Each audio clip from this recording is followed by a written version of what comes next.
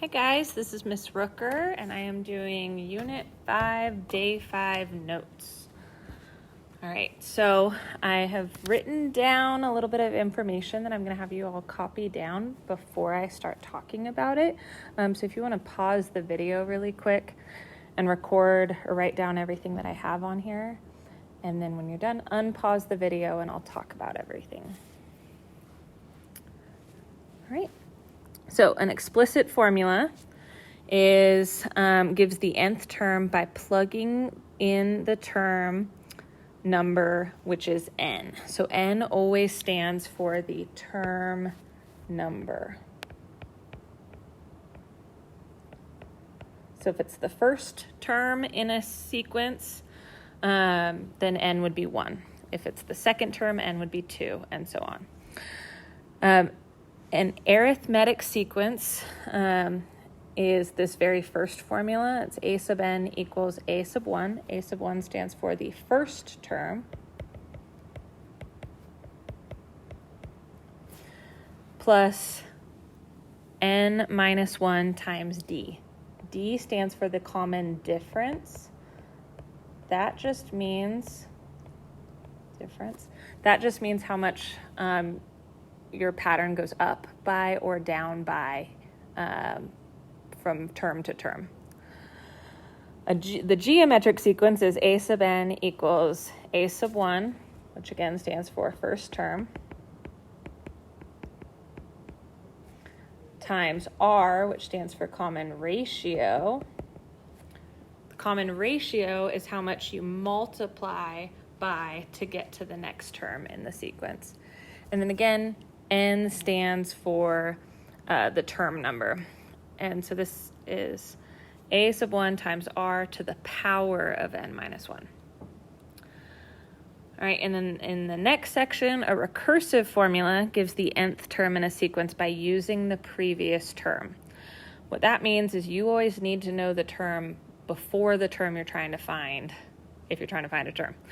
So the formula will always give you the first term. It'll have to tell you the first term, and then it'll give you an equation. This right here, that I'm circling right now, stands for previous term. So if you're trying to find the fifth term, you'll take the fourth term and add the difference to it. So that number right there will always be the common difference. Right, and then in a geometric sequence, we'll always be given the first term. And then right here, r stands for common ratio. And this, again, stands for previous term. So what this is saying is to take the previous term and multiply by whatever the common ratio is. So that all sounds really weird and kind of crazy. So hopefully it'll make more sense when we start trying to come up with the equations for each. So go ahead and look at the next page. It says, determine if the following formulas are arithmetic or geometric. Then write an explicit formula and recursive formula for the sequence. So first thing we're going to do is look at the sequence, and we're going to look at if it's going up by a constant amount or if it looks like it's being multiplied by a constant amount.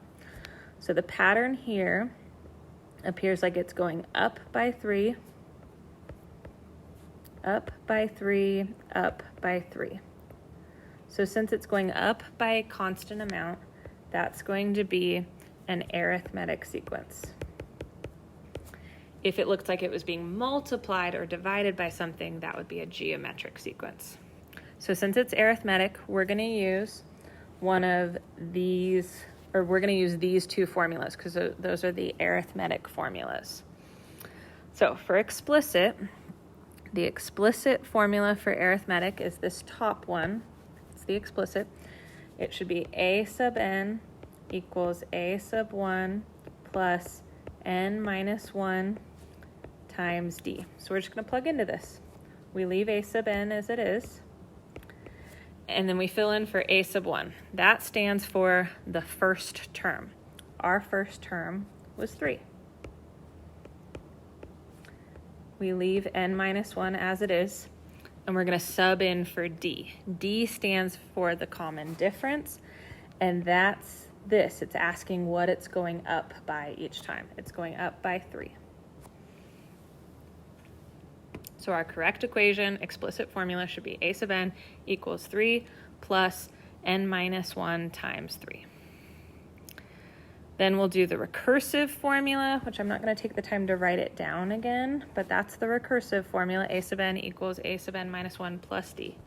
So we're going to do a sub n equals a sub n minus 1 plus d stands for the common difference, which was 3. I just realized I forgot a part. We also need to include what the first term is. So we're going to say a sub 1 equals the first term, which is 3. So whenever you do a recursive formula, you do need to include what the first term is, because in order to find a term in a recursive formula, you always need to know the previous term. All right, so we're going to use all that information to find the fifth term. So I would probably just use the idea of the recursive formula, or I just look at the pattern to figure out the fifth term. We already are given 4 terms. So the first term is 3, second term is 6, and so on. 12 is the 4th term. So to get to the 5th term, I just take the 4th term and add 3. So I get 15. That's basically what this formula here is telling us. It's telling us that we should take the previous term and add 3 to it. This here is just a fancy way of saying previous term. So this just says take the previous term, add 3. If we wanted to use the recursive formula to find the 10th term, we would have to know the 9th term, because we'd have to take the 9th term and add 3. But we don't know the 9th term, so we're not going to use the recursive formula. We're instead going to use the explicit formula, which we have written up here. And we're just going to plug 10 in for n. So do a sub 10 equals 3 plus 10 minus 1 times 3. We'll start inside the parentheses to simplify this. 10 minus 1 is 9. And then think PEMDAS, we're going to multiply next. 9 times 3 is 27. And then add those together, we get 30. Let me write that bigger. So the 10th term should be 30. All right, let's practice that again with number 2. Let's look at the pattern. This one goes up by 3, and then this goes up by 12, and then up by something else. It's not going up by a constant amount, so it's not going to be arithmetic. So instead, let's try to see if it looks like it's multiplying by something. This is multiplying by 4. To get from here to here, we multiply by 4, multiply by 4. So that means it's a geometric sequence. And now let's look at the equations for the geometric sequences. So this one is going to be the explicit formula for geometric. So we'll just do a sub n. I'm going to switch up my color. A sub n equals a sub 1. So that means first term. Our first term is 1. Times r. R stands for how much it's being multiplied by each time. The common ratio is how much it's being multiplied, which is 4, and then to the power of n minus 1. All right, and then the recursive formula, we need to write a sub 1 first. A sub 1 equals the first term, so that's just 1. In this sequence, the first term was 1. And then this right here, a sub n equals r, which stands for the ratio, so that's 4, times a sub n minus 1. So this is just a fancy way of saying take the previous term and multiply it by 4. So if we want to find the 5th term, we take the previous term, which is 64, and we multiply it by 4. So we're going to do We're going to do 64 and we're going to multiply it by 4, and that'll give us our fifth term. 64 times 4 should be 256. And then to find the 10th term, if we wanted to use the recursive formula, we'd have to know the 9th term so that we could take the 9th term and multiply it by 4 to get the 10th term. I don't want to have to do that. So I'm instead going to plug into the explicit formula, which is a sub n equals 1 times 4 to the n minus 1 power. We're going to plug 10 into that. So it's going to be a sub 10 equals 1 times 4 to the 10 minus 1 power. We'll simplify up top there in the exponent. So this will just be 1 times 4 to the 9th power. And then you're definitely going to want a calculator for this one. You'll just do 4 to the 9th power. That should end up being 262,144. So big number there. Those geometric sequences can get up really high because you're multiplying by something each time. Right? Next pattern. Looks like it's going up by a constant amount each time. Up by 4 every time. So that means it's arithmetic if it's going up or down by the same amount each time. The explicit formula is going to be a sub n, and then we're supposed to put a sub 1, which stands for the first term. So that's 3. The first term in the sequence is 3. Plus, in the formula it says to do n minus 1 times the difference. The difference in this one is 4. That's the amount that you're going up by each time. For the recursive formula, keep doing that. For the recursive formula, we always type in write in a sub 1 first. So the first term is 3. And then we'll say a sub n equals a sub n minus 1 plus whatever the difference is. So the difference was 4. This just means take the previous term and add 4 to it. So if we want to find the 5th term, we take the 4th term, which is 15, and we add 4 to it. So we get 19. If we want to find the 10th term, we could just keep adding 4 a bunch of times until we get to the 10th term, or we can plug into the explicit formula. So I'm plugging into this formula now. A sub 10, I'm plugging 10 in.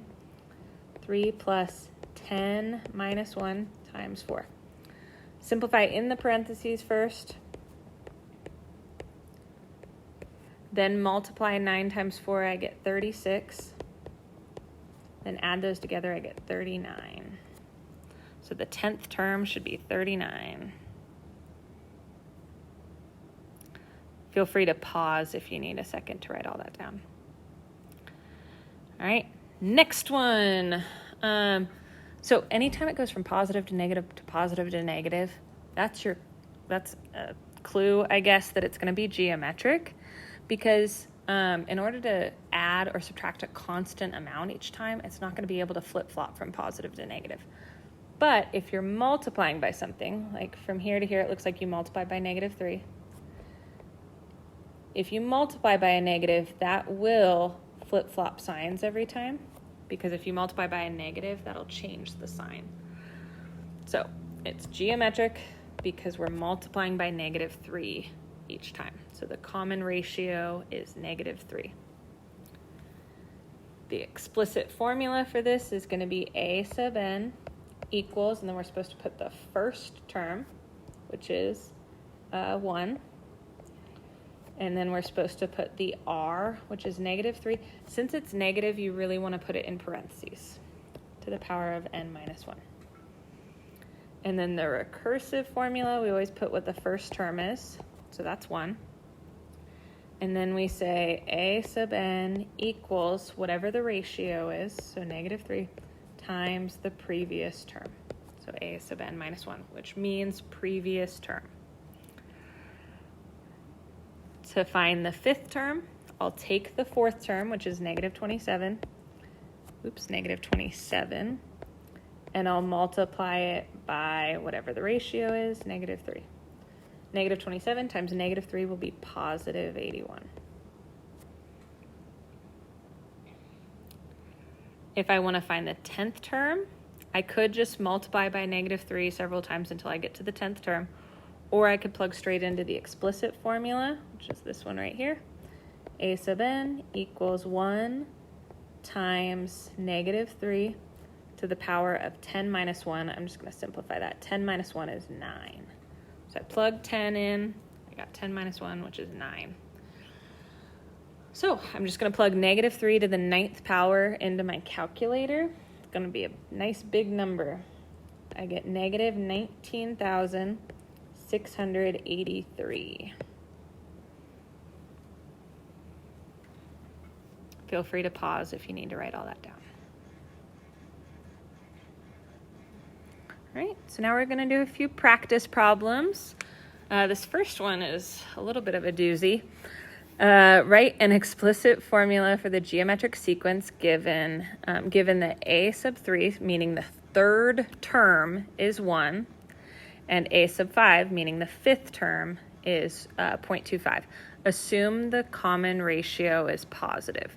So assume the common ratio is positive just means we're not worried about multiplying by negative numbers here. So first thing I would do is I would look at my sequence.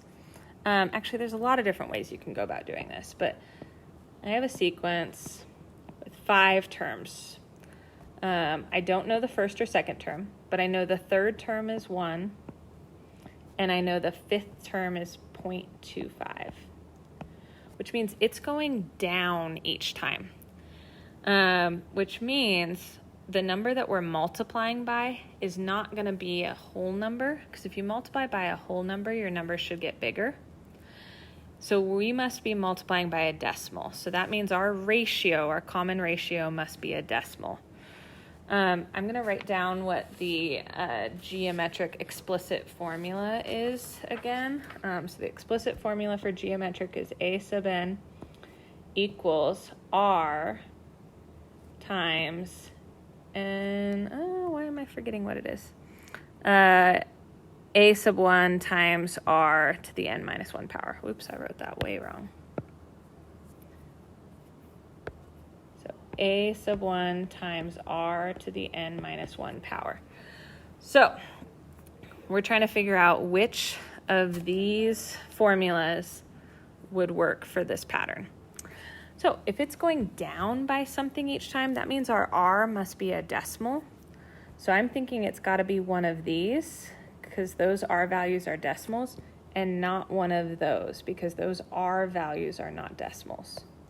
So it's not going to be C or D, it's got to be A or B. And then what I would probably just do is see, does an R value of 0.25 or an R value of 0.5 make more sense? So if the R value is 0.25, that would mean to get from the third term to the fourth term, I would multiply by 0.25. That would mean that this term, 1, or to get from the third term to the fourth term, I multiply by 0.25, and that 1 times 0.25 would be 0.25. But that's an issue because here it's saying that that's what the fifth term is. So answer option A is not looking so great. Answer option B is saying that the R value is 0.5, which would mean that you're multiplying by 0.5 each time. So to get from the third term to the fourth term, we'd multiply by 0.5. 1 times 0.5 is 0.5. And then 0.5 times another 0.5 is going to give you 0.25. So that's looking pretty dang good. The next, that one's looking pretty good. The next thing I would do to just confirm and make sure that this is perfect is I would plug 3 into this equation, plug 3 in here for n, and see if you get 1 as an answer. Because when you plug in 3, you should get 1 as an answer. So you plug 3 in here. 3 minus 1 is 2. 0.5 to the second power would be 0.25. 0.25 times 4 would give you 1, which is what we want. And then to be really thorough, what you would also do is plug in 5 and hopefully you get 0.25 as an answer. All right, determine if the formula is arithmetic or geometric and recursive or explicit, then find the first three terms. All right. So anytime you see a sub n minus 1, that means previous term. If they give you the previous term and tell you to do something with it, that's a recursive formula. And the thing that they're telling us to do is subtract 3. So if they're telling us to subtract a number every time, that's arithmetic. Right? And then the directions also said to find the first three terms. So the first term they told us is 18. And then it says to take the previous term and subtract 3 from it. So to get to the next term, I go down 3, I get 15. Then go down 3 again, we get 12. Next one. I don't see anywhere where it says a sub n minus 1 or f of n minus 1. So I'm not thinking this is recursive. I'm thinking it's an explicit formula. Also, this notation is something that I think was on day 4 that you should have seen yesterday. But it essentially means the same thing, just in function notation. Instead of a sub n's, we're seeing f of n's. And then looking at this, I see what looks like first term times an r value to the n minus 1 power. That's the geometric. That's a geometric sequence. That looks most like, let's scroll. That looks most like this formula here, which is for a geometric. But instead of a sub n's, they had f of n's. All right. And now let's find the first three terms. Well, they said f of 1, which means first term, is 1. And then the r value was 3. So that just means we're multiplying by 3 every time. So to get the second term, we multiply 1 by 3, we get 3. To find the third term, we multiply that by 3, we should get 9. The other way you could do this is you could plug the term number in to this equation here. It's like if you want to find the second term, you just plug a 2 in here. So 2 minus 1 is 3. Or sorry, 2 minus 1 is 1, and so this would be 3 to the 1, which is 3. If you want to find the third term, you'd plug a 3 in there, and so on. But if you know that this just means multiply by 3, the difference is 3, it makes it quicker.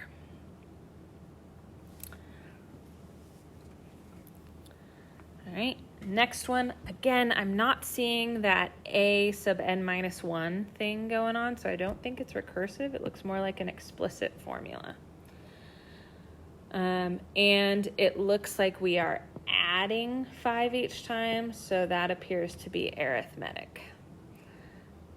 It's telling us the first term is 2, and then it's saying to add 5 each time, so the next term should be 7, and then 12.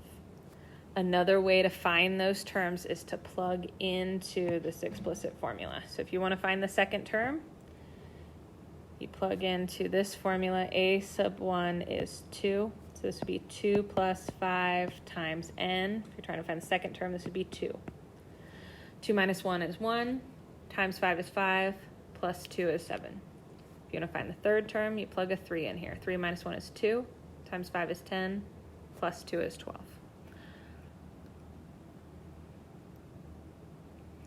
Okay, so this is my clue, this right here, that this is going to be a recursive formula because this means previous term. So this is saying take your previous term and multiply it by a half. If we're multiplying by something, then it's geometric. Right. This tells us the first term is 300. And then it says take the previous term and multiply it by a half to get the next terms. So half of 300 is 150. And then multiply that by a half. Half of 150 is 75.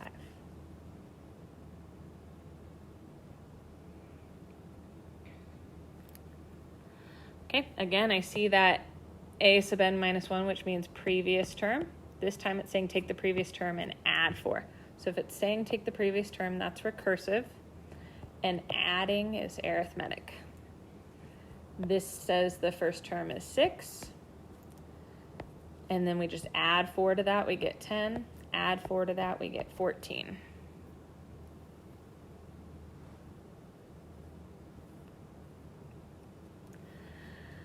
Next one, I'm not seeing that a sub n minus 1 thing going on, so it's not recursive, it's going to be explicit.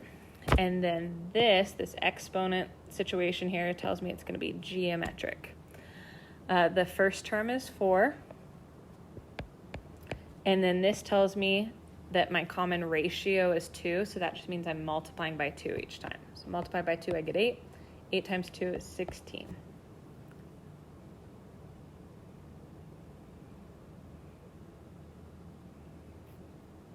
Okay. Again, I don't see the a sub n minus 1 or the f of n minus 1, so it's not going to be recursive. It's going to be explicit. And this tells me I'm subtracting 1 each time, so that's going to be arithmetic. The first term is 16. And then this tells me I'm subtracting 1 each time, so the next term will just be 15, and the next term will be 14.